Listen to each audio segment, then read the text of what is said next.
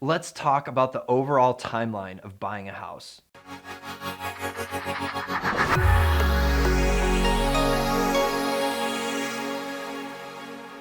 I have people ask me all the time about specific details and when to expect certain things. I want to set up an orderly timeline so that you know how to plan what's coming next. As you become a master of the timeline, you may be able to move more quickly than someone else, also setting you up to be more aggressive on your negotiations. First and foremost is getting pre-qualified. Contrary to popular belief, it's not talking to the real estate agent first and setting up searches. It's actually talking to the lender first and getting pre-qualified. But don't worry, if you've talked to a real estate agent already, any good agent will tell you to talk to a lender and get pre-qualified.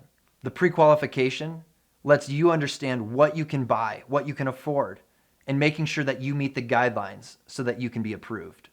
Note, my personal recommendation is to actually go one step further than pre-qualification and get verified, not just pre-qualified.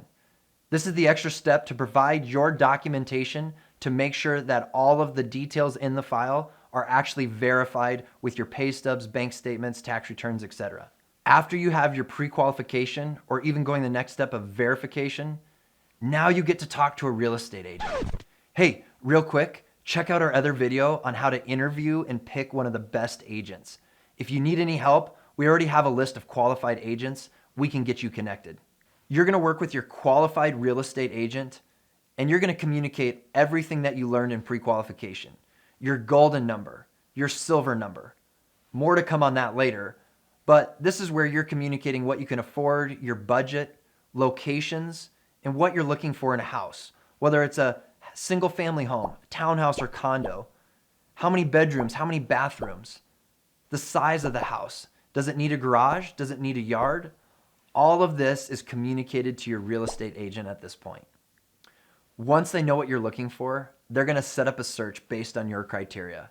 And you're gonna begin to see listings that come through based on what you're looking for. Don't worry, if you're still not ready to buy at this point, that's okay. This is a great exercise to understand your market, how fast things are moving, the price points, what's available, what's not available, what you like and dislike. Soon enough, you're gonna become an expert in your market. There's so much technology out there that much of the searching is done online. In fact, 3 to 5% of the homes are actually sold sight unseen online.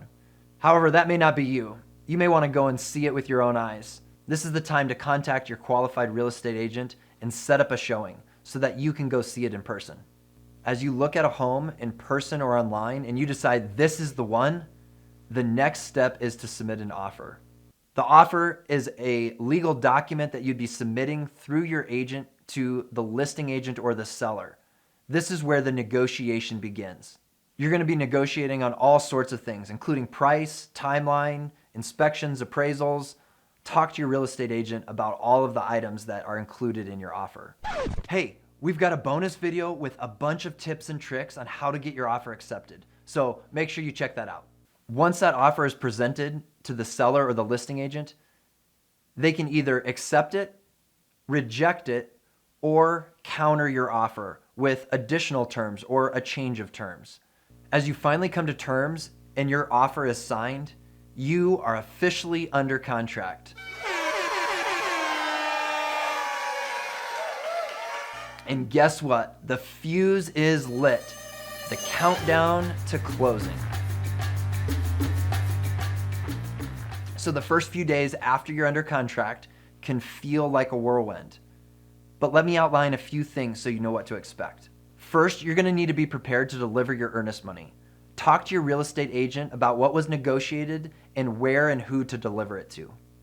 Secondly, your real estate agent will be in communication with you about scheduling your inspection. They can help schedule this for you, or you can schedule this yourself. The inspector will be walking through the house physically to point out anything that you should be aware of before purchasing the property. Note, this will be an expense that you want to prepare for, as at the time of inspection, the inspector will need to be paid. This will be your expense and out of your pocket. This will be separate of the closing costs. Depending on how far you got in the process with your lender before going under contract, they may need updated financial information to fill in the missing pieces or gaps. So make sure you get those documents to your lender as soon as you can. and make sure to sign your loan disclosures ASAP. In the days following you being under contract, it's a good time to start getting quotes on your homeowner's insurance. Now that you're under contract on a specific property, they can give you accurate quotes. So, as you progress through the inspection process, your lender is going to be ordering an appraisal. The appraiser is never going to contact you. They're going to talk to the listing agent to get scheduled to get into the seller's property. However, when that report comes back, you're going to see a copy of it. Your lender is going to communicate any details that you need to know about. This is a good report to keep for your records. Meanwhile, while all this is going on, your lender is continually moving your file forward in the background. The first milestone is going to be processing. Your processor is going to be looking at, reviewing, and making sure that all the documentation is accurate in the file. They move the file forward to what we call underwriting. The underwriter is the final gatekeeper. They're the ones that approve your loan. It's very common that they're going to ask for additional information or documentation just to fill in the gaps. This is very normal and expected. This is what we call conditional loan approval. You're approved, subject to the last couple items. This is great news and a great milestone to be in. But I want to remind you that as the underwriter asks for the additional documentation, be sure to get it to them right away so you're not holding up anything else in the process. So now you're getting to the end. Your real estate agent's going to reach out to set up a time and location for your physical closing. Your lender will also be reaching out because the loan closer has finally balanced the numbers with the title company. Now they know your bottom line to the penny as well as your final monthly payment. This is going to come over in what we call the closing disclosure. This is an important document because the government says that you have to sign it 3 days before closing. Otherwise, you can't close, I can't close, nobody's closing. So this is important to be aware of. And somewhere in the final days, you're going to hear the magic words. Clear to close. These are the most amazing words in the lending world. It means that you're signed off on and ready to go. It's time for closing. So as the final day arrives and you show up to sign all your closing documents, there's a few things I want you to be prepared for. As a reminder, all parties on the contract or the loan need to be present to physically sign their closing documents. If they will not be there, make sure that you're letting your lender and agent know days or weeks before. Also, make sure you bring an unexpired government-issued ID with a second form of identification. You'll need to make sure that your funds that you bring to closing are a cashier's check or a wire. No personal checks allowed. So make sure you check with the title company on their preferred method and secure instructions on how to bring that money to closing.